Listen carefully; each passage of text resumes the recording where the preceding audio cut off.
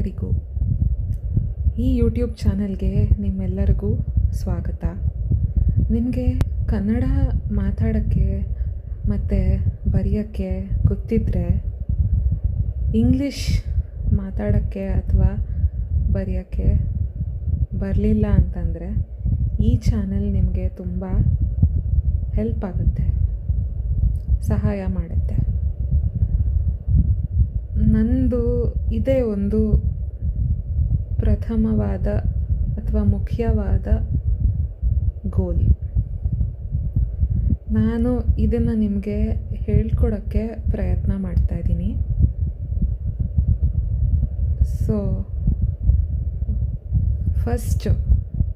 ಮೊದಲನೆಯಾಗಿ ಇವಾಗ English alphabets ಅಂತ ಹೇಳ್ತಾರೆ.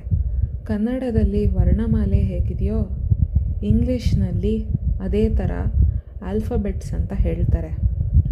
ಪ್ರಥಮವಾಗಿ ನಿಮಗೆ ಏನೂ ಗೊತ್ತಿಲ್ಲ ಅಂತಂದರೆ ಇಂಗ್ಲೀಷಲ್ಲಿ ಅಥವಾ ಆಂಗ್ಲ ಭಾಷೆಯಲ್ಲಿ ನೋಡಿಲ್ಲ, ಬರೆದಿಲ್ಲ, ಓದಿಲ್ಲ, ಯಾವತ್ತೂ ನೀವು ಟ್ರೈಯೇ ಮಾಡಿಲ್ಲ, ಪ್ರಯತ್ನನೇ ಮಾಡಿಲ್ಲ, ಆದರೆ ನಿಮಗೆ ಕಲಿಬೇಕು ಅಂತ ಇದ್ದರೆ ಈ ಚಾನಲ್, ಯೂಟ್ಯೂಬ್ ಚಾನಲ್ಲು ನಿಮಗೆ ಹೆಲ್ಪ್ ಆಗುತ್ತೆ, ಸಹಾಯ ಆಗುತ್ತೆ.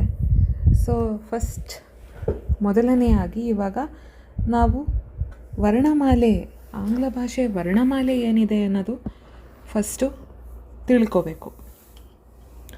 ಸೊ ನೋಡೋಣ ಬನ್ನಿ ಏನಿದೆ ಅಂತ. ಸೊ ಇದಕ್ಕೆ ಇಂಗ್ಲೀಷಲ್ಲಿ A to Z ಅಂತ ಹೇಳ್ತಾರೆ ವರ್ಣಮಾಲೆಗೆ. ಸೊ ಇದೇ ಎಲ್ಲ ಮಕ್ಕಳಿಗೂ ಹೇಳ್ಕೊಡೋದು.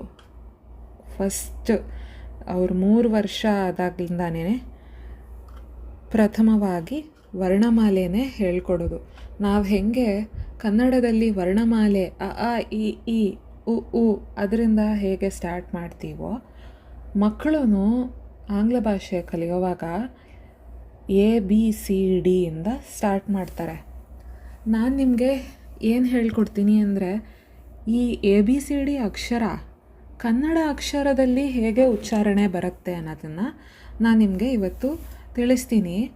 ಸೊ ನೀವು ಆ ಕನ್ನಡ ಅಕ್ಷರಗಳದ್ದು ಶಬ್ದ ಅಥವಾ ಉಚ್ಚಾರಣೆ ನೋಡಿಕೊಂಡು ನೀವು ಇಂಗ್ಲೀಷ್ ಆಲ್ಫಬೆಟ್ಸ್ನ ಪ್ರಾಕ್ಟೀಸ್ ಮಾಡ್ಬೋದು.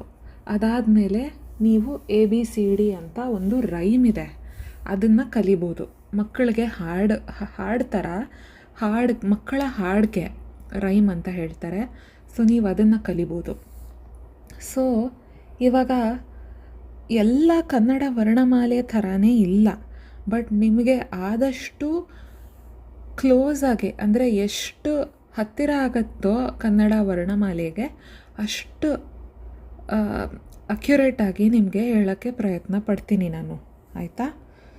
ಸೊ ಇದು ಕನ್ನಡ ಮೀಡಿಯಮಲ್ಲಿ ಓದಿರೋರು ಈ ಚಾನಲ್ ನಿಮಗೆ ಹೆಲ್ಪ್ ಆಗುತ್ತೆ. ಯಾಕಂದರೆ ಕನ್ನಡ ಮೀಡಿಯಮಿಂದ ಇಂಗ್ಲೀಷ್ ಮೀಡಿಯಮ್ಗೆ ಪ್ರೊಫೆಷ್ನಲ್ ಕೋರ್ಸಸ್ ಅಥವಾ CET ಎಕ್ಸಾಮ್ ತಗೊಂಡಾಗ ಏನೂ ಗೊತ್ತಿರಲ್ಲ. ಸೊ ಹೀಗೆ ಕಲಿಬೋದು. ಅಥವಾ ನಿಮ್ಮ ಮನೆಯಲ್ಲಿ ಯಾರಿಗೂ ಆಂಗ್ಲ ಭಾಷೆ ಬರೋದಿಲ್ಲ, ಅಥವಾ ಸ್ಕೂಲಲ್ಲಿ ನೀವು ಓದಿಲ್ಲ, ಕನ್ನಡ ಮೀಡಿಯಮಲ್ಲೂ ಓದಿದ್ದೀರಾ, ನಿಮ್ಮ ಮಕ್ಕಳು ಇವಾಗ ಇಂಗ್ಲೀಷ್ ಮೀಡಿಯಮಲ್ಲಿ ಓದ್ತಾ ಇದ್ದಾರೆ ಆ್ಯಂಡ್ ಅವ್ರಿಗೆ ಏನಾದರೂ ಪ್ರಶ್ನೆಗಳಿದ್ದರೆ ನಿಮಗೆ ಅವ್ರಿಗೆ ಹೇಳ್ಕೊಡೋದಕ್ಕೆ ಆಗೋದಿಲ್ಲ, ನಿಮಗೆ ಆಂಗ್ಲ ಭಾಷೆ ಗೊತ್ತಿಲ್ಲ ಅಂತಂದರೆ. ಸೊ ನಿಮ್ಮೆಲ್ಲರಿಗೂ ಇದು ಒಂದು ಹೆಲ್ಪ್ ಆಗುತ್ತೆ. ನಿಮ್ಮ ಮಕ್ಕಳಿಗೆ ಹೇಳ್ಕೊಡೋದಕ್ಕೇನೂ ಹೆಲ್ಪ್ ಆಗುತ್ತೆ. ನೀವೂ ಸುತ್ತಮುತ್ತ ಜನರ ಜೊತೆ ಮಾತಾಡೋಕ್ಕೆ ಹೆಲ್ಪ್ ಆಗುತ್ತೆ ಇಂಗ್ಲೀಷ್ ಕಲಿತ್ರೆ. ಆಲ್ಮೋಸ್ಟ್ ಎಲ್ಲ ಕಡೆ ಇಂಗ್ಲೀಷೇ ಯೂಸ್ ಮಾಡ್ತಿದ್ದಾರೆ. ನಮ್ಮ ಸ್ಮಾರ್ಟ್ ಫೋನ್ಸ್, ಮೊಬೈಲ್ ಫೋನ್ಸಲ್ಲೂ ಇಂಗ್ಲೀಷೇ ಇರುತ್ತೆ. ಎಲ್ಲ ಮೆಸೇಜಸ್ ಇಂಗ್ಲೀಷಲ್ಲಿ ಬರುತ್ತೆ. ಹಾಗಾದ್ರಿಂದ ಈ ಸ್ವಲ್ಪ ಆದರೂ ನಮಗೆ ಆಂಗ್ಲ ಭಾಷೆ ಇವಾಗ ತಿಳಿದಿದ್ದರೆ ತುಂಬ ಪ್ರಯೋಜನ ಆಗುತ್ತೆ. ಸೊ ಬನ್ನಿ ನೋಡೋಣ ಹೇಗೆ ಬರೀತಾರೆ, ಆಂಗ್ಲದಲ್ಲಿ ವರ್ಣಮಾಲೆ ಹೇಗಿದೆ ಅಂತ. ಕನ್ನಡದಲ್ಲಿ ಕನ್ನಡ ವರ್ಣಮಾಲೆಯಲ್ಲಿ ತುಂಬ ಅಕ್ಷರಗಳಿದೆ, ಆದರೆ ಇಂಗ್ಲೀಷ್ ಅಥವಾ ಆಂಗ್ಲ ಭಾಷೆ ವರ್ಣಮಾಲೆಯಲ್ಲಿ ಬರೀ 26 ಅಕ್ಷರಗಳು ಇದೆ. ಆ ಅಕ್ಷರಗಳದ್ದು ಶಬ್ದ ಅಥವಾ ಪ್ರೊನೌನ್ಸಿಯೇಷನ್ ಅಂತ ಹೇಳ್ತಾರೆ. ಉಚ್ಚಾರಣೆಗೆ ಪ್ರೊನೌನ್ಸಿಯೇಷನ್ ಅಂತ ಹೇಳ್ತಾರೆ ಇಂಗ್ಲೀಷಲ್ಲಿ. ಸೊ ಆ ಉಚ್ಚಾರಣೆ ನಿಮಗೆ ಕನ್ನಡದಲ್ಲಿ ಹೇಗೆ ಬರೀತಾರೆ ಅಂತ ನಾನು ಪಕ್ಕದಲ್ಲಿ ಬರಿತೀನಿ. ಆಂಗ್ಲ ಅಕ್ಷರಮಾಲೆ ಪಕ್ಕದಲ್ಲಿ ನಿಮಗೆ ಕನ್ನಡದ ಉಚ್ಚಾರಣೆ ಹೇಗಿರುತ್ತೆ ಅಂತ ಕನ್ನಡ ಅಕ್ಷರಗಳಲ್ಲಿ ಬರೆದು ತೋರಿಸ್ತೀನಿ. ಆವಾಗ ನಿಮಗೆ ಹೆಲ್ಪ್ ಆಗುತ್ತೆ ಈ ABCD ವರ್ಣಮಾಲೆ ಕಲಿಯಲಿಕ್ಕೆ. ಸೊ ಬನ್ನಿ ಪ್ರಥಮ ಅಕ್ಷರ ನೋಡೋಣ. ಪ್ರಥಮ ಅಕ್ಷರಕ್ಕೆ ಎ ಅಂತಾರೆ. ಸೊ ಹೀಗೆ ಬರೆಯೋದು. ಎ ಹೇಗೆ ಬರೆಯೋದು? ಫಸ್ಟು ಈ ಥರ ಒಂದು ಲೈನ್ ಡ್ರಾ ಮಾಡಬೇಕು, ಆಮೇಲೆ ಈ ಥರ ಒಂದು ಲೈನ್ ಡ್ರಾ ಮಾಡಬೇಕು, ಆಮೇಲೆ ಈ ಕಡೆ ಈ ಥರ ಹಾರಿಸಾಂಟಲ್ ಲೈನ್ ಡ್ರಾ ಮಾಡಬೇಕು. ಸೊ ಇದು ಸ್ಲ್ಯಾಂಟಿಂಗ್ ಲೈನ್ ಅಂತ ಹೇಳ್ತಾರೆ. ಇದೊಂದು ಸ್ಲ್ಯಾಂಟಿಂಗ್ ಲೈನ್, ಇದೊಂದು ಸ್ಲ್ಯಾಂಟಿಂಗ್ ಲೈನ್, ಇದಕ್ಕೆ ಸ್ಲೀಪಿಂಗ್ ಲೈನ್ ಅಂತ ಹೇಳ್ತಾರೆ. ಅಂದರೆ ಇದು ಬಗ್ಗಿದೆ, ಈ ಲೈನ್ ಅಥವಾ ಈ ರೇಖೆ ಬಗ್ಗಿದೆ, ಇದು ಮಲಗಿದೆ. ಸೊ 2 ಸ್ಲ್ಯಾಂಟಿಂಗ್ ಲೈನ್ ಮತ್ತು ಒಂದು ಸ್ಲೀಪಿಂಗ್ ಲೈನ್ ಹಾಕಿದ್ರೆ ಎ ಅಕ್ಷರ ಬರುತ್ತೆ. ಇದಕ್ಕೆ ಎ ಅಂತ ಹೇಳ್ತಾರೆ. ಸೊ ಕನ್ನಡದಲ್ಲಿ ಹೇಳಬೇಕಂದ್ರೆ ಇದು ಅ ಆ ಇ ಈ ಉ ಉ ಎ. ಸೊ ಎ ಆಯಿತಾ? ಸೊ ಎ ಶಬ್ದ ಬರುತ್ತೆ. ನೆಕ್ಸ್ಟ್ ಅಕ್ಷರ ನೋಡ್ಕೊಳ್ಳೋಣ. ಅದು ಬಿ ಅಂತ. ಬಿ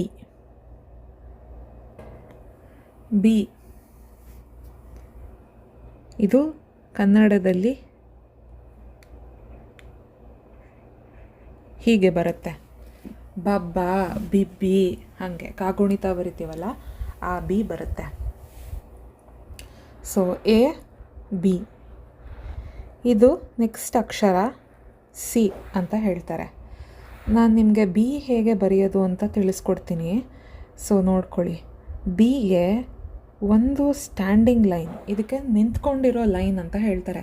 ನಿಂತ್ಕೊಂಡಿರೋ ರೇಖೆ, ಸ್ಟ್ರೈಟಾಗೆ ಒಂದು ಗೀಟ್ ಹಾಕಬೇಕು ನೀವು. ಅದಾದಮೇಲೆ ಇಲ್ಲಿ ಅರ್ಧ ಸರ್ಕಲ್, ಇಲ್ಲಿ ಇನ್ನೊಂದು ಅರ್ಧ ಸರ್ಕಲ್. ಕ್ಷಮಿಸ್ಬಿಡಿ, ಇದು ಕರೆಕ್ಟಾಗಿ ಬಂದಿಲ್ಲ. ನಿಧಾನಕ್ಕೆ ಬರೆದ್ರೆ ಅದೊಂಥರ ಹಂಗೆ ಬರುತ್ತೆ. ಸೊ ಇದು ನಿಂತ್ಕೊಂಡಿರೋ ಗೀಟು, ಇಲ್ಲಿ ಅರ್ಧ ಸರ್ಕಲ್, ಇಲ್ಲಿ ಅರ್ಧ ಸರ್ಕಲ್. ಓಕೆ. ಸೊ ಇದನ್ನು ಬಿ ಅಕ್ಷರ ಅಂತ ಹೇಳ್ತಾರೆ. ಸಿ ಅಕ್ಷರ ನೋಡೋಣ. ಇದನ್ನು ಸಿ ಅಂತ ಹೇಳ್ತಾರೆ. ಸುಮ್ಮನೆ ಹೀಗೆ ಬರೆಯೋದು, ಕರ್ವ್. ಇದಕ್ಕೆ ಸಿ ಅಂತ ಹೇಳ್ತಾರೆ. ಸೊ ಕನ್ನಡದಲ್ಲಿ ಹೇಳಬೇಕಂದ್ರೆ ಸಿ, ಸಿ. ಅದಾದಮೇಲೆ 4ನೇ ಅಕ್ಷರ ಡಿ. ಇದು ಕನ್ನಡದಲ್ಲಿ ಡಿ ಬರುತ್ತೆ. ದೀರ್ಘ ಅಥವಾ ಇದೆಯಾ ಇಲ್ವಾ ಅಷ್ಟೊಂದು ಯೋಚನೆ ಮಾಡಬೇಡಿ. ಬಟ್ ನಾನು ನಿಮಗೆ ಎಕ್ಸಾಂಪಲ್ ಆಗಿ ಇದು ಕೊಡ್ತಾ ಇರೋದು. ಸೊ ಸಿ ಅಂದರೆ ಸ ಶಬ್ದ ಮೇಲೆ ಕಾನ್ಸಂಟ್ರೇಟ್ ಮಾಡಬೇಕು. ಬಿ ಅಂದರೆ ಬ ಶಬ್ದ ಮೇಲೆ ಕಾನ್ಸಂಟ್ರೇಟ್ ಮಾಡಬೇಕು. ಎ ಅಂದರೆ ಎ ಶಬ್ದ. ಏನ ಅದು ಏನು ಯೋಚನೆ ಮಾಡಬೇಕಾಗಿಲ್ಲ ಅದ್ರ ಬಗ್ಗೆ. ಅದೇ ಥರ ಡಿ ABCD ಅಂತ ಹೇಳ್ತಾರೆ ಈ 4 ಅಕ್ಷರಗಳಿಗೆ. ಅದಕ್ಕೆ ನಾನು ಈ ಥರ ಬರೆದು ತೋರಿಸ್ತಾ ಇದ್ದೀನಿ. ಬಟ್ ಶಬ್ದ ಏನಂದರೆ ಡ ಶಬ್ದ. ಆಯಿತಾ? ನೆಕ್ಸ್ಟ್ ಶಬ್ದ ಬಂದು ಈ ಶಬ್ದಗೆ ಒಂದು ಸ್ಟ್ಯಾಂಡಿಂಗ್ ಲೈನ್ ಹಾಕಬೇಕು, 3 ಸ್ಲೀಪಿಂಗ್ ಲೈನ್ ಹಾಕಬೇಕು. ಆದರೆ ಮೇಲುಗಡೆ ಮತ್ತು ಕೆಳಗಡೆ ಸೇಮ್ ಲೆಂತ್ ಇರಬೇಕು. ಬಟ್ ಮಧ್ಯದಲ್ಲಿ ಮಾತ್ರ ಪುಟಾಣಿ ಸ್ಲೀಪಿಂಗ್ ಲೈನ್ ಹಾಕಬೇಕು. ಸೊ ಈಗೆ ಇದು ಕನ್ನಡದಲ್ಲಿ ಇ ಅಂತ ಹೇಳ್ತಾರೆ. ಅದರ ನಂತರ ಸೊ ನಿಮಗೆ ಡಿ ತೋರಿಸ್ಲಿಲ್ಲ ನಾನು. ಸ್ಟ್ಯಾಂಡಿಂಗ್ ಲೈನ್ ಮತ್ತು ಹಾಫ್ ಸರ್ಕಲ್ ಹೀಗೆ, ಇದಕ್ಕೆ ಡಿ ಅಂತ ಹೇಳ್ತಾರೆ. ನೀವು 2 ಲೈನ್ಸ್ ಬುಕ್ಕಲ್ಲಾದರೂ ಪ್ರಾಕ್ಟೀಸ್ ಮಾಡ್ಬೋದು ಅಥವಾ 4 ಲೈನ್ಸ್ ಬುಕ್ಕಲ್ಲಾದರೂ ಪ್ರಾಕ್ಟೀಸ್ ಮಾಡ್ಬೋದು. ನಾನು ನೆಕ್ಸ್ಟ್ ಟೈಮ್ ನಿಮಗೆ ಇನ್ನೂ ಕ್ಲೀನಾಗೆ ಇನ್ನೊಂದು ವಿಡಿಯೋ ಮಾಡ್ತೀನಿ, ಅದರಲ್ಲಿ ಹೇಗೆ ಬರೆಯೋದು ಮತ್ತು 4 ಲೈನ್ ಬುಕ್ಕಲ್ಲಿ ಬರೆಯೋದು ಹೇಗೆ ಮತ್ತು 2 ಲೈನ್ ಬುಕ್ಕಲ್ಲಿ ಬರೆಯೋದು ಹೇಗೆ ಅಂತ ನಿಮಗೆ ರೂಲ್ಸ್ ಎಕ್ಸ್ಪ್ಲೇನ್ ಮಾಡ್ತೀನಿ, ನಿಯಮಗಳು ಎಕ್ಸ್ಪ್ಲೇನ್ ಮಾಡ್ತೀನಿ, ಅಂದರೆ ಹೇಳ್ಕೊಡ್ತೀನಿ. ಸೊ ಅದಾದಮೇಲೆ ನಿಮಗೆ ಗೊತ್ತಾಗುತ್ತೆ ಹೇಗೆ ಬರಿಬೇಕು ಅಂತ. ಸೊ ಇವಾಗ ಫಸ್ಟ್ ಕೇಳಿಸ್ಕೊಳ್ಳಿ ಮತ್ತು ನೋಡ್ಕೊಳ್ಳಿ. ಅದಾದಮೇಲೆ ನೀವು ಇದನ್ನೇ ಪ್ಲೇ ಮಾಡಿಕೊಂಡು ಮತ್ತೆ ಪ್ರಾಕ್ಟೀಸ್ ಮಾಡ್ಬೋದು ಇದೇ ಸ್ಕ್ರೀನ್ ಆನ್ ಇಟ್ಕೊಂಡು. ಈ ಕನ್ನಡದಲ್ಲಿ ಬರೆದಿರೋ ಇದೆಲ್ಲ ಇದೆಯಲ್ಲ, ಇದನ್ನೆಲ್ಲ ನೋಡಿಕೊಂಡು ನೀವು ಉಚ್ಚಾರಣೆ ಕಲಿಬೋದು. ಅದರ ನಂತರ ಇದು ಎಫ್ ಅಂತ ಹೇಳ್ತಾರೆ. ಇವಾಗ ಈ ಎಫ್ ಶಬ್ದಕ್ಕೆ ಕನ್ನಡದಲ್ಲಿ ಯಾವುದೂ ಅಕ್ಷರ ಇಲ್ಲ. ಸೊ ನೀವು ಸುಮಾರು ಕಡೆ ನೋಡಿರ್ಬೋದು, ಇವಾಗ ಎಫ್ ಬದಲು ಏನು ಮಾಡ್ತಾರೆ ಅಂದರೆ ಮಹಾಪ್ರಾಣದ ಪ ಯೂಸ್ ಮಾಡ್ತಾರೆ. ಬಟ್ ಅದು ಯಾಕೆ ಯೂಸ್ ಮಾಡ್ತಾರೆ ಅಂದರೆ ಬೇರೆ ಅಕ್ಷರ ಇಲ್ಲ, ಇದು ಎಫ್ ಶಬ್ದ. ಫ ಬರಲ್ಲ ಅಲ್ಲಿ, ಫ ಶಬ್ದ ಕನ್ನಡದಲ್ಲಿರೋದು, ಬಟ್ ಫ ಶಬ್ದ ಇಲ್ಲ ಕನ್ನಡದಲ್ಲಿ. ಅದಕ್ಕೆ ಈ ಥರ ಬರೀತಾರೆ ಕನ್ನಡದಲ್ಲಿ, ಬಟ್ ಅದಕ್ಕೆ ಎಫ್ ಅಂತ ಹೇಳ್ತಾರೆ. ಸೊ ಇದೊಂದು ಸ್ಟ್ಯಾಂಡಿಂಗ್ ಲೈನ್ ಮತ್ತು ಮೇಲ್ಗಡೆ ಒಂದು ಮತ್ತು ಕೆಳಗಡೆ ಮಧ್ಯದಲ್ಲಿ ಒಂದು ಪುಟಾಣಿ ಲೈನ್. ಸೊ ಇ ಮತ್ತು ಎಫ್ಗೆ ನೀವು ಡಿಫ್ರೆನ್ಸಸ್ ನೋಟಿಸ್ ಮಾಡಬೇಕು. ಇ ಅಲ್ಲಿ 3 ಲೈನ್ ಬರುತ್ತೆ, ಆದರೆ ಎಫಲ್ಲಿ ಇದೊಂದು ಉದ್ದ ಒಂದು ಮೀಡಿಯಮ್ ಲೈನ್ ಬರುತ್ತೆ. ಅದಾದಮೇಲೆ ಜಿ ಬರುತ್ತೆ. ಇವಾಗ ಜಿ 2 ಥರ ಬರೀತಾರೆ ಜನ, ಹೀಗಾದರೂ ಬರಿಬೋದು, ಹೀಗಾದರೂ ಬರಿಬೋದು. ಸೊ ಇದೆಲ್ಲ ಪ್ರಾಕ್ಟೀಸ್ ಮಾಡಿ ನೀವು ಮನೆಯಲ್ಲಿ, ನಾನು ನಿಮಗೆ ವರ್ಕ್ಶೀಟ್ಸ್ ಥರ ಮಾಡಿ ಕೊಡ್ತೀನಿ. ಬಟ್ ಇವಾಗ ಜಿ ಅಂತ ಹೇಳ್ತಾರೆ, ಜಿ ಇದೆಯಲ್ಲ ಅದು ಜಿ. ಅದಾದಮೇಲೆ ಹೆಚ್ ಅಂತ ಹೇಳ್ತಾರೆ. ಇದಕ್ಕೆ 2 ಸ್ಟ್ಯಾಂಡಿಂಗ್ ಲೈನ್ಸ್, ಅದರ ಮಧ್ಯದಲ್ಲಿ ಒಂದು ಹಾರಿಜಾಂಟಲ್ ಲೈನ್, ಇದಕ್ಕೆ ಹೆಚ್ ಅಂತ ಹೇಳ್ತಾರೆ. ಇದರದ್ದು ಎಚ್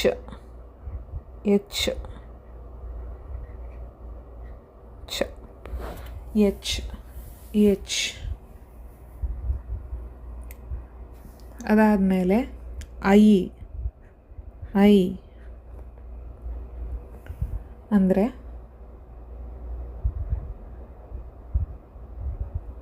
ಹೀಗೆ ಐ.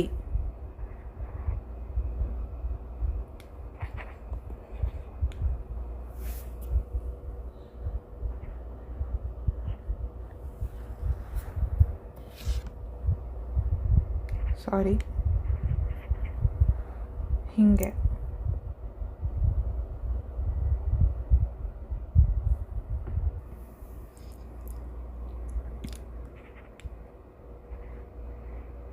ಹೀಗೆ ಐ. ಇದಕ್ಕೆ 2 ಸ್ಲೀಪಿಂಗ್ ಲೈನ್ ಮಾಡಬೇಕು, ಮಧ್ಯದಲ್ಲಿ ಒಂದು ಸ್ಟ್ಯಾಂಡಿಂಗ್ ಲೈನ್ ಮಾಡಬೇಕು. ಅದಾದಮೇಲೆ ಜೆ.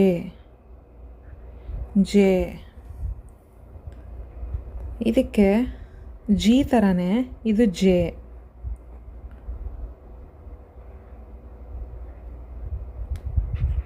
ಸಾರಿ, ಜೆ ಅಂತ ಹೇಳ್ತಾರೆ ಇದಕ್ಕೆ. ಅದಾದಮೇಲೆ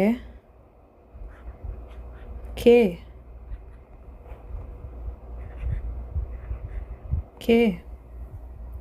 ಕಕ್ಕ, ಕಿಕ್ಕಿ, ಕೆ, ಕುಕ್ಕು, ಕೆ, ಅದು. ಅದಾದಮೇಲೆ ಸೊ ಇದು ಕೆ ನೋಡ್ಕೊಳ್ಳಿ ಹೀಗೆ. ಇದು ಇನ್ನೊಂದು ವಿಡಿಯೋ ಮಾಡ್ತೀನಿ ನಿಮಗೆ ಹೇಗೆ ಬರಿಬೇಕು ಅಂತ, ಬಟ್ ಸುಮ್ಮನೆ ಹಾಗೆ ತೋರಿಸ್ಕೊಡ್ತಾ ಇದ್ದೀನಿ. ಇದು ಮೊದಲನೇ ವಿಡಿಯೋ. ಅದಾದಮೇಲೆ ಎಲ್, ಲ, ಲ ಶಬ್ದ ಇದು ಎಲ್ ಅಂತಾರೆ. A L. ಅದಾದಮೇಲೆ ಸೊ ಇದು ಒಂದು ಸ್ಟ್ಯಾಂಡಿಂಗ್ ಲೈನ್ ಮತ್ತು ಒಂದು ಸ್ಲೀಪಿಂಗ್ ಲೈನ್, ಇದು ಎಲ್. ಅದಾದಮೇಲೆ ಎಮ್ ಎಮ್ ಎಮ್ ಮ ಎಮ್. ಅದಾದಮೇಲೆ ಎನ್. ಈ ಅಕ್ಷರ ಎನ್, ಇದನ್ನು ಹೇಗೆ ಬರೀತಾರೆ ಅಂದರೆ ಎ ನ ಎನ್. ಸೊ ಇದ್ರದ್ದು ಉಚ್ಚಾರಣೆ ನ ಶಬ್ದ ಬರುತ್ತೆ, ನ. ಆ್ಯಂಡ್ ಇದು ಬರೆಯೋದು ಹೇಗೆ ಅಂದರೆ 2 ಸ್ಟ್ಯಾಂಡಿಂಗ್ ಲೈನ್ ಬರೆದು ಇದು ಹೀಗೆ ಸ್ಲ್ಯಾಂಟಿಂಗ್ ಲೈನ್. ಸ್ಲ್ಯಾಂಟಿಂಗ್ ಲೈನ್ ಅಂದರೆ ಸೊಟ್ಟ ಲೈನು. ನಾನು ನಿಮ್ಗೊಂದು ಹೇಳ್ಕೊಡ್ತೀನಿ. ಸೊ ಇದು ಸೀದಾ ಲೈನು, ನಿಂತ್ಕೊಂಡಿರೋ ಲೈನು. ಇದು ಮಲ್ಕೊಂಡಿರೋ ಲೈನು. ಇದು ಸೊಟ್ಟ ಲೈನು, ಇದು ಸೊಟ್ಟ ಲೈನು. ಸೊ ಯಾವ ಥರ ಆದರೂ ಇರ್ಬೋದು. ಸೊ ನೀವು ನೋಡ್ಬೋದು ಇಲ್ಲಿ ಸುಮಾರು ಅಕ್ಷರಗಳಿಗೆ ನೋಡಿ, ಇಲ್ಲಿ ಸ್ಲೀಪಿಂಗ್ ಲೈನ್ಸ್ ಇದೆ, ಒಂದು ಸ್ಟ್ಯಾಂಡಿಂಗ್ ಲೈನ್ ಇದೆ, ನಿಮಗೆ ತೋರಿಸ್ತೀನಿ. ಸೊ ಈ ಅಲ್ಲಿ ಸ್ಲೀಪಿಂಗ್ ಲೈನ್ ಇದೆ ಮತ್ತು ಸ್ಲ್ಯಾಂಟಿಂಗ್ ಲೈನ್ ಇದೆ. ಇಲ್ಲಿ ಸ್ಟ್ಯಾಂಡಿಂಗ್ ಲೈನ್ ಇದೆ, ಇಲ್ಲಿ ಸ್ಲ್ಯಾಂಟಿಂಗ್ ಲೈನ್ ಇದೆ, ಸ್ಲೀಪಿಂಗ್ ಲೈನ್ ಇದೆ, ಇಲ್ಲಿ ಸ್ಟ್ಯಾಂಡಿಂಗ್ ಲೈನ್ ಇದೆ, ಇಲ್ಲಿ ಸ್ಟ್ಯಾಂಡಿಂಗ್ ಮತ್ತು ಸ್ಲೀಪಿಂಗ್ ಇದೆ, ಇಲ್ಲಿ ಸ್ಟ್ಯಾಂಡಿಂಗ್ ಮತ್ತು ಸ್ಲೀಪಿಂಗ್ ಇದೆ, ಇಲ್ಲಿ ಸ್ಲೀಪಿಂಗ್ ಇದೆ, ಸ್ಟ್ಯಾಂಡಿಂಗ್ ಇದೆ. ಸೊ ನೀವು ನೋಡ್ತಿರ್ಬೋದು ಇದು ಎಚ್ ಮತ್ತು ಐ. ಇಲ್ಲಿ 2 ನೋಡಿ ಹೀಗಿದೆ, ಇಲ್ಲಿ ಇಲ್ಲಿ ಹೀಗಿದೆ. ಗೊತ್ತಾಯ್ತಲ್ಲ ನಿಮಗೆ ಓರಿಯಂಟೇಷನ್? ಜಸ್ಟ್ ಒಂದು ಟರ್ನ್ ಮಾಡಿದ್ರೆ ಅದೇ ಡಿಫ್ರೆನ್ಸ್ ಎಚ್ ಮತ್ತು ಐಗೆ. ಇಲ್ಲಿ ಒಂದು ಸ್ಲೀಪಿಂಗ್ ಲೈನ್ ಇದೆ, ಇಲ್ಲಿ ಒಂದು ಸ್ಟ್ಯಾಂಡಿಂಗ್ ಲೈನ್ ಇದೆ, ಆ್ಯಂಡ್ ಇಲ್ಲಿ ಒಂದು ಸೊಟ್ಟ ಲೈನ್ ಇದೆ, ಇಲ್ಲೊಂದು ಸೊಟ್ಟ ಲೈನ್ ಇದೆ. ಇಲ್ಲಿ ಒಂದು ಸ್ಟ್ಯಾಂಡಿಂಗ್ ಲೈನ್ ಇದೆ, ಒಂದು ಸ್ಲೀಪಿಂಗ್ ಲೈನ್ ಇದೆ.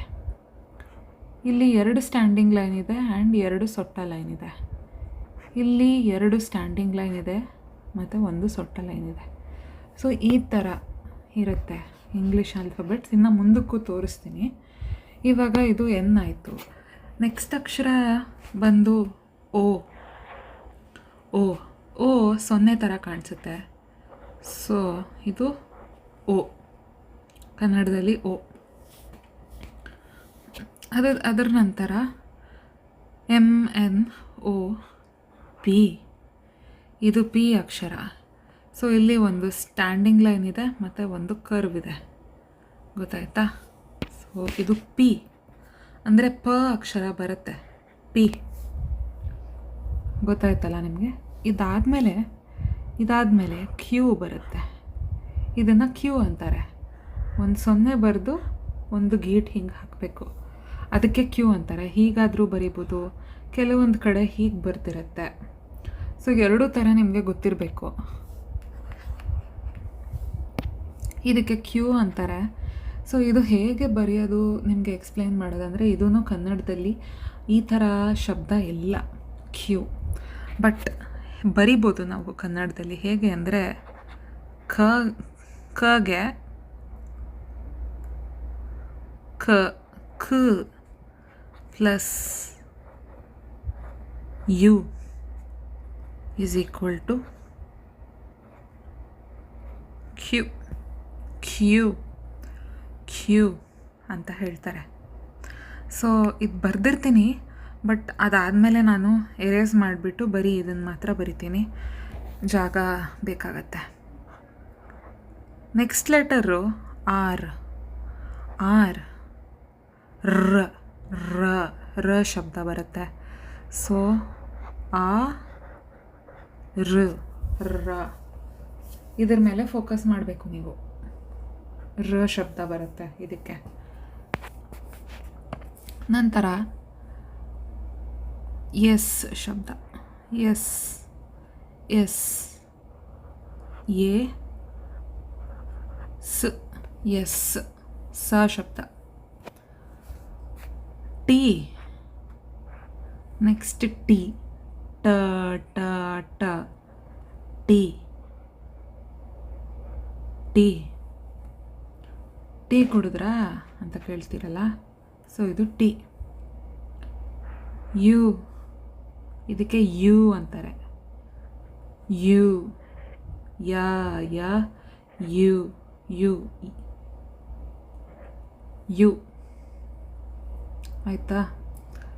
ಸೊ ಇದು ಟಿ, ಇದು ಯು. ಆಮೇಲೆ ನೆಕ್ಸ್ಟ್ ಲೆಟರ್ ಬಂದು ವಿ. ವಿ, ವ ವಿ, ವಿ, ವ ವ ವಿ, ವಿ. ಆಯಿತಾ? Next letter W. ಡಬಲ್ಯು. ಈ ಯು ಇದೆಯಲ್ಲ ಅದೇ ಥರನೇ, ಬಟ್ ಡಬಲ್ಯು. ಇದೂ ವ ಥರ ಶಬ್ದನೇ ಕೊಡುತ್ತೆ. ಆಮೇಲೆ ನಾವು ಪದಗಳಲ್ಲಿ ಈ ಡಬಲ್ಯು ಅಕ್ಷರ ಯೂಸ್ ಮಾಡಿದಾಗ ವ ಥರ ಶಬ್ದ ಅಥವಾ ಉಚ್ಚಾರಣೆ ಬರುತ್ತೆ. ಬಟ್ ಈ ಆಲ್ಫಬೆಟ್ ಅಂದರೆ ಈ ಅಕ್ಷರನ ಹೇಗೆ ಪ್ರೊನೌನ್ಸ್ ಮಾಡ್ತಾರೆ, ವರ್ಣಮಾಲೆ ಇವಾಗ ನಾವು ಹೇಳುವಾಗ ಅ ಆ ಇ ಈ ಉ ಉ, ಅದೇ ಥರ A B C D E F G ಅದು ಹೇಳುವಾಗ ಇದಕ್ಕೇನಂತಾರೆ? ಡಬಲ್ ಯು ಅಂತಾರೆ. So double u. ಆಯಿತಾ? Double u. ಇದಕ್ಕೆ ಎಕ್ಸ್ ಅಂತಾರೆ. ಸೊ 2 ಕ್ರಾಸ್ ಲೈನ್ ಇದು ಎಕ್ಸ್. ಎ ಕ ಮತ್ತು ಸ ಒತ್ತು. ಎಕ್ಸ್.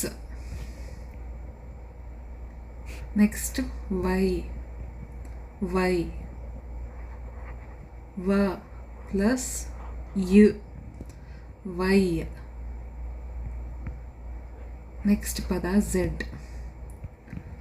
ಝೆಡ್. ಸೊ ಸಿಮಿಲರ್ಲಿ ನಾನು ಹೇಳಿದೆ ಅಲ್ಲ ನಿಮಗೆ, ಎಫ್ ಶಬ್ದಕ್ಕೆ ಏನು ಕನ್ನಡದಲ್ಲಿ ಇಲ್ಲ, ಅದೇ ಥರನೇ ಝೆಡ್ಗೂ ಏನು ಕನ್ನಡದಲ್ಲಿ ಅಕ್ಷರ ಇಲ್ಲ. ಕನ್ನಡದಲ್ಲಿ ಅಥವಾ ನಮ್ಮ ಭಾರತ ದೇಶದ ಭಾಷೆಗಳಲ್ಲಿ ಝ ಶಬ್ದ ಮತ್ತು ಎಫ್ ಶಬ್ದ ತುಂಬ ಕಮ್ಮಿ ಉಪಯೋಗಿಸೋದು. ಸೊ ಇಲ್ಲ, ಬಟ್ ಎನಿವೇ ಇದು ಇಂಗ್ಲೀಷಲ್ಲಿ ಇದೆ, ಸೊ ಕಲಿಬೇಕು ನಾವು. ಬಟ್ ನಾನು ಕನ್ನಡದಲ್ಲಿ ಬರೆಯೋದಕ್ಕೆ ಶಬ್ದ ಯೂಸ್ ಮಾಡ್ತೀನಿ ಇದಕ್ಕೆ. ಬಟ್ ಅದಕ್ಕೆ ಬಿಸಿ. ಇವಾಗ ಬೀಸ್ ಎಲ್ಲ ಶಬ್ದ ಮಾಡುತ್ತಲ್ಲ, ಹನಿ ಬಿ ಅಂದರೆ ನಿಮಗೆ ನೊಣ ಎಲ್ಲ ಕೇಳಿಸುತ್ತೆ ನೋಡಿ, ಅದೇ ಥರ ಒಂದು ಬಿ ಅಂತ ದಪ್ಪಗಿರೋ ಇನ್ಸೆಕ್ಟ್ ಇರುತ್ತಲ್ಲ, ಜೇನುಗೂಡು, ಜೇನುಹುಳ. ಸೊ ಅದು ಹೇಗೆ ಶಬ್ದ ಮಾಡುತ್ತೆ ಹೇಳಿ? ಝ್ ಅಂತ ಮಾಡುತ್ತೆ ಅಲ್ವಾ? ಸೊ ಅದೇ ಥರ ಇದು ಶಬ್ದ, ಶಬ್ದ ಬರುತ್ತೆ. ಸೊ ಇದಕ್ಕೆ ನಾನು ಬರೆಯೋದು ಜೆಡ್ ಅಂತ, ಬಟ್ ನೀವು ನೆನಪಿಟ್ಕೋಬೇಕು, ಇದು ಜೇನುಹುಳ ಹೆಂಗೆ ಶಬ್ದ ಮಾಡುತ್ತೆ? ಝೆಡ್ ಅನ್ಬೇಕು, ಜೆಡ್ ಅಲ್ಲ, ಝೆಡ್. ಝೆಡ್. ಇದು ಎಫ್. ಫ. ಇದು ಝ.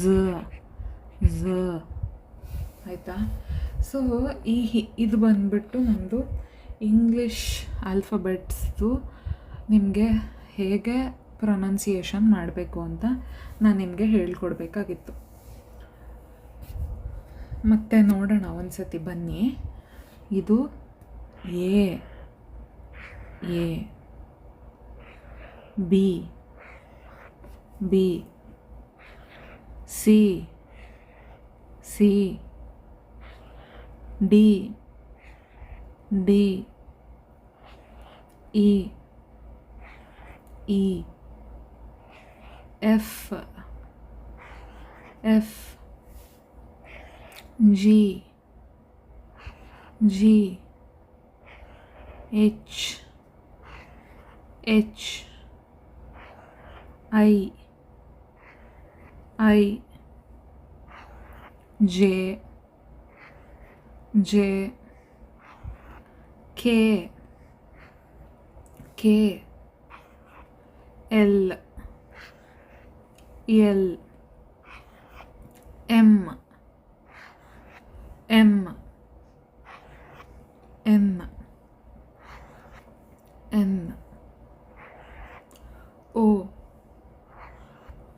ಓ P P Q Q R are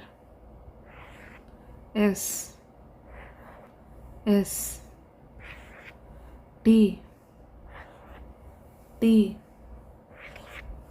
you U V V W W X X Y Y Z Z. So ನೀವಿದನ್ನು ಕಲ್ತ್ಕೋಬೇಕು. ಇದನ್ನು ಬೈ ಹಾರ್ಟ್ ಮಾಡಬೇಕಂದ್ರೆ ನಿಮಗೆ ಫುಲ್ಲು ಎ ಇಂದ ಝೆಡ್ ತನಕ ನಿಮಗೆ ಗೊತ್ತಿರಬೇಕು ಯಾವ ಆರ್ಡರಲ್ಲಿ ಬರುತ್ತೆ ಅಂತ. ಅಂದರೆ ಯಾವ ಇದು ಅ ಆ ಇ ಈ ನೀವು ನಿಮಗೆ ಜ್ಞಾಪಕ ಇದೆ ಅಲ್ವಾ? ಫುಲ್ಲು ಯಾವುದಾದ್ರೂ ಒಂದು ಶ್ಲೋಕ ಕಲಿಯೋ ಥರ, ಹಾಡು ಕಲಿಯೋ ಥರ ಫುಲ್ಲು ಕಲಿಬೇಕು.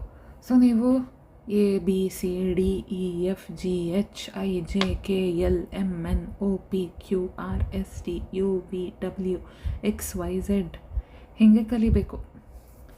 ಆ್ಯಂಡ್ ಇದನ್ನು ರಾಗವಾಗಿಯೂ ಹೇಳ್ಬೋದು, ಬಟ್ ಅದನ್ನು ಇನ್ನೊಂದು ವಿಡಿಯೋ ಅಥವಾ ನೀವೇ ಬೇರೆ ಯಾವುದಾದ್ರೂ ವಿಡಿಯೋ ನೋಡಿಕೊಂಡು ಎ ಬಿ ಸಿ ಡಿ ರೈಮ್ನ ಕಲಿಬೋದು. ಬಟ್ ಇವಾಗ ಸದ್ಯಕ್ಕೆ ಇದು this is the first video, ಅಂದರೆ ಇದೇ ಮೊದಲನೇ ಆದ ವಿಡಿಯೋ. ಇದನ್ನೇ ನೀವು ಫಸ್ಟ್ ಕಲಿಬೇಕಾಗಿರೋದು. ನಾನು ನಿಮಗೆ ಒಂದು ಹೇಳೋಕ್ಕೆ ಇಷ್ಟಪಡ್ತೀನಿ, ಇವಾಗ ಎಲ್ಲ ಕಡೆ ಇದೇ ಥರ ಅಕ್ಷರಗಳನ್ನ ಬರೆದಿರಲ್ಲ.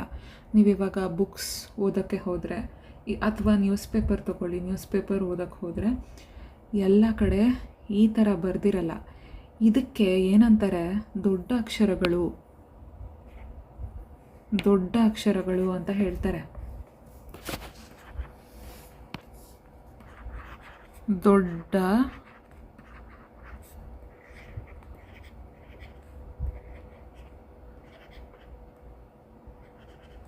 ಅಕ್ಷರಗಳು ಅಂದರೆ ಇದಕ್ಕೇನಂತಾರೆ?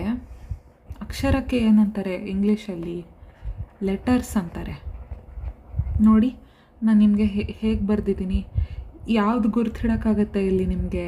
ಲೆಟರು ಅಂದರೆ ಅಕ್ಷರ ಯಾವ್ದು ಗುರ್ತು ಹಿಡ್ಬೋದು ನೀವು?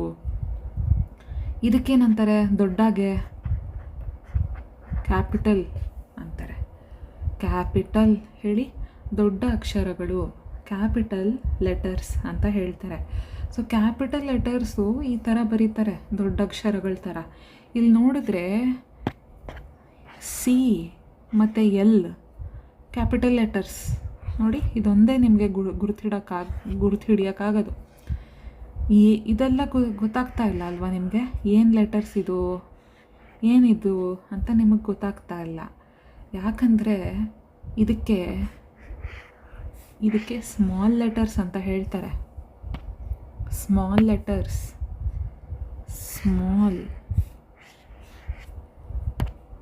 ಸಾರಿ ಬರಿತೀನಿ ಮತ್ತೆ ನಾನು.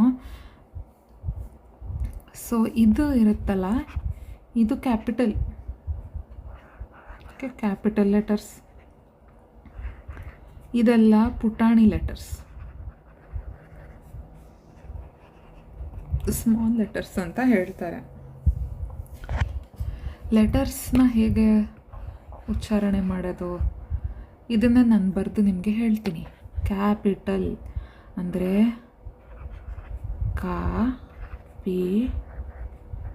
ಟಲ್, ಇದು capital. Letters capital letters. Small ಲೆಟರ್ಸ್ಗೆ ಏನಂತ ಹೇಳ್ತಾರೆ? ಚಿಕ್ಕಕ್ಷರಗಳು. ಚಿಕ್ಕ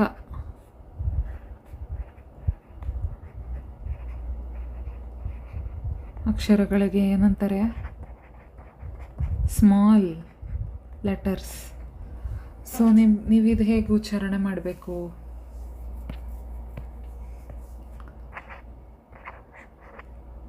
ಸ್ಮಾಲ್ ಲೆಟರ್ಸ್. ಬಟ್ ನೀವು ಸ್ಮಾಲ್ ಅನ್ನಲ್ಲ, ಸ್ಮಾಲ್ ಅಂತ ಹೇಳ್ತೀರ. ಇದಕ್ಕೆ ಕಾಪಿಟಲ್ ಅನ್ನಲ್ಲ, ಕ್ಯಾಪಿಟಲ್ ಅಂತ ಹೇಳ್ತೀರ. ಲೆಟರ್ಸ್. ಸೊ ನಿಮಗೆ ಈ ಥರ ನಿಮಗೆ ವಿತ್ ಚಿಕ್ಕಕ್ಷರಗಳು ಇರೋ ಥರ ಇರುತ್ತೆ ನಿಮಗೆ ಎಲ್ಲ ಕಡೆ ಬುಕ್ಸಲ್ಲಿ, ನ್ಯೂಸ್ ಪೇಪರ್ಗಳಲ್ಲಿ. ಚಿಕ್ಕಕ್ಷರಗಳು ಹೇಗೆ ಬರೆಯೋದು ಅಂತ ನೆಕ್ಸ್ಟ್ ವಿಡಿಯೋಲ್ಲಿ ನಾನು ನಿಮಗೆ ಹೇಳ್ಕೊಡ್ತೀನಿ. ಸೊ ಅದರ ನಂತರ ಉಚ್ಚಾರಣೆಗಳು ಕಲ್ತ್ಕೊಳ್ಳೋಣ, ಆಯಿತಾ? ಸೊ ನೆಕ್ಸ್ಟ್ ವಿಡಿಯೋಲ್ಲಿ ನೋಡೋಣ. ನೀವು ಈ ವಿಡಿಯೋನ ಹಾಕ್ಕೊಂಡು ನೋಡಿ, ಒಂದು ಅರ್ಧ ಗಂಟೆ ಬೇಕಾಗತ್ತೆ ಇದು ನೋಡೋಕ್ಕೆ. ಬಟ್ ನಿಮಗೆ ತುಂಬ ಸಹಾಯ ಆಗುತ್ತೆ. ಎಷ್ಟೋ ಜನ ಕಲ್ತಿರಲ್ಲ, ಅವರು ಇಂಗ್ಲೀಷ್ ಮೀಡಿಯಮಲ್ಲಿ ಓದೇ ಇರಲ್ಲ. ಎಷ್ಟೋ ಜನ ಮನೆಯಲ್ಲಿ ಕೆಲಸ ಮಾಡಿಕೊಂಡು ಇರ್ತಾರೆ, ಅವ್ರಿಗೆ ಸ್ಕೂಲ್ಗೆ ಹೋಗಿರೋದಕ್ಕೆ ಅವಕಾಶ ಸಿಕ್ಕಿರಲ್ಲ, ಓದಿರಲ್ಲ. ನನಗೆ ಅರ್ಥ ಆಗುತ್ತೆ, ಒಂಥರ ನಿಮಗೆ ಬೇಜಾರಾಗ್ಬೋದು ಇಂಗ್ಲೀಷ್ ಗೊತ್ತಿಲ್ಲದೆ ಇರೋದು ಅಂತ.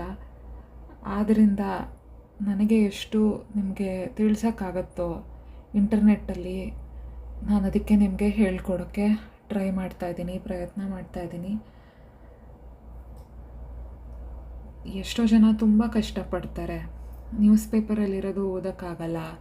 ಇವಾಗ ಎಷ್ಟೋ ಅಂಗಡಿಗಳ ಮೇಲೆ ಬೋರ್ಡ್ ಹಾಕಿರ್ತಾರಲ್ಲ, ಆ ಬೋರ್ಡ್ ಮೇಲೆ ಏನಿರುತ್ತೆ ಅಂತ ಗೊತ್ತಾಗಲ್ಲ.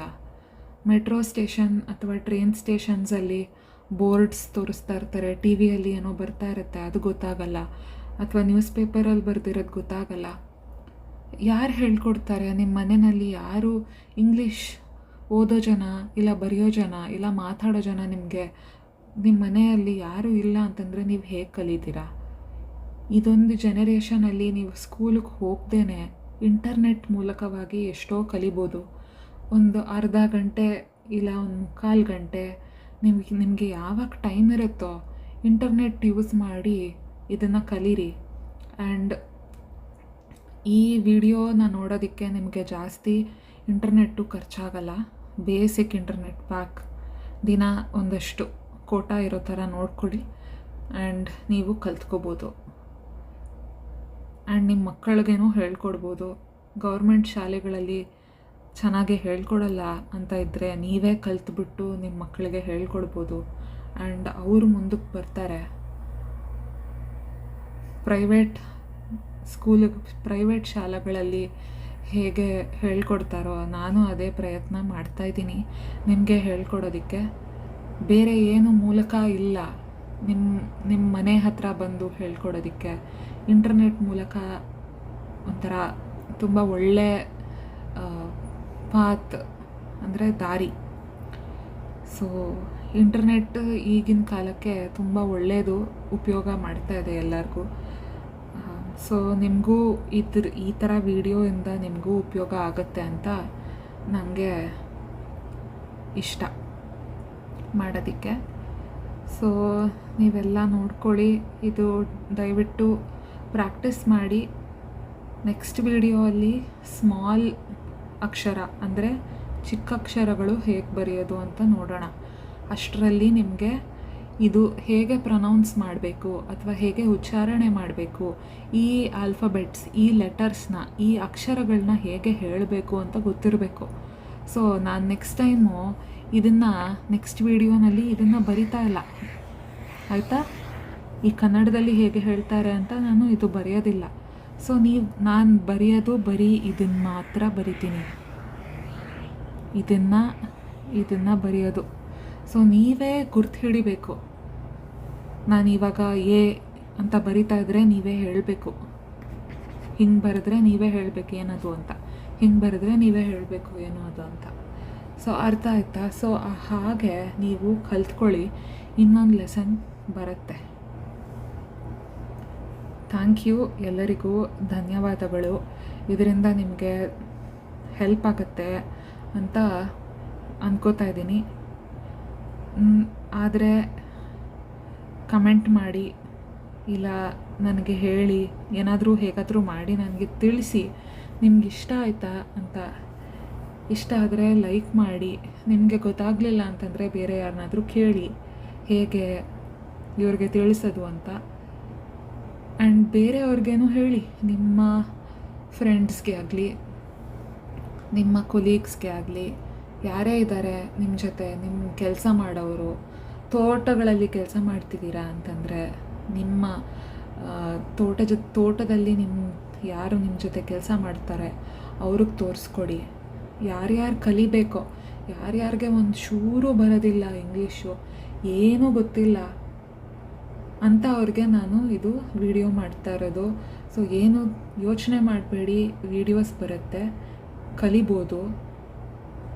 ನಿಮಗೆ ಸರಳ ಆಗಲಿ ಅಂತ ಈ ವಿಡಿಯೋಸ್ ಮಾಡ್ತಾಯಿದ್ದೀನಿ. ನೀವು ಕಲ್ತ್ಕೊಂಡು ನನಗೆ ಹೇಳಿ, ನಿಮಗೆ ಗೊತ್ತಾಗುತ್ತೆ ಆವಾಗ ನನಗೆ ಹೇಗೆ ಹೇಳಬೇಕು ಅಂತ, ನಿಮಗೆ ಈ ವಿಡಿಯೋ ಇಷ್ಟ ಆಯಿತು ಅಂತ. ಸೊ ನೆಕ್ಸ್ಟ್ ವಿಡಿಯೋ ಅಲ್ಲಿ ಸಿಗೋಣ. ಆ್ಯಂಡ್ ಹ್ಯಾಪಿ ಲರ್ನಿಂಗ್ ಅಂದರೆ ಏನು? ಚೆನ್ನಾಗಿ ಓದ್ಕೊಳ್ಳಿ.